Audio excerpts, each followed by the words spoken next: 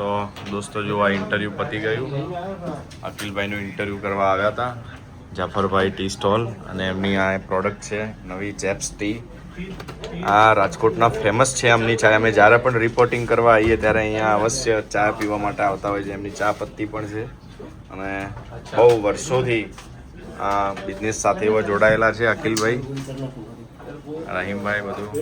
અખિલભાઈ, આપણે ફ્રેન્ચાઇઝીસ પણ આપવાની છે, તો શું એના માટે પ્રોસેસ હોય છે અને ક્યાં ક્યાં ફ્રેન્ચાઇઝીસ આપવાની છે? ઓવરઓલ ઇન્ડિયામાં ફ્રેન્ચાઇઝી આપવાની છે અને બેઝ મારો એવો છે કે મારા મેક્સિમમ કસ્ટમરને મળે એના માટેનો બેઝ મારો છે. ઓકે.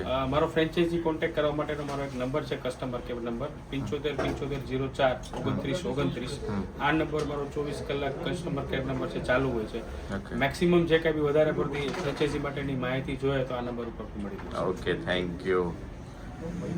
આ રહીમભાઈ મને સૌથી પહેલાં અહીંયા જ્યારે આવ્યો ને વિધાનસભા કવરેજ કરવા, એટલે અહીંયા ચા પીવા લઈ આવ્યા હતા. ત્યારથી અમે અહીંયા આવતા થઈ ગયા. આ જો લો ચા આવી ગઈ. આ તો તમને વિડીયોમાં તો હું શું બતાવું, પણ તમે જ્યારે રૂબરૂમાં આવીને અહીંયા પીવો. અને આપણે આ કયા એરિયામાં છે રહીમભાઈ અત્યારે? રાજકોટના રૈયા રોડ ઉપર છે આરાધના ટી સ્ટોલ. આરાધના જાફર્સ ટી કેશો એટલે જેપ્સ ટી એટલે ગમે ત્યાં પ્રખ્યાત છે રાજકોટમાં કોઈ પણ વ્યક્તિને. વાહ. ને એક વખત ચા પીશો એટલે બીજી વાર આવવું જ પડશે. તમને આવવું પડે. આપણે ચાના શોખીન છીએ.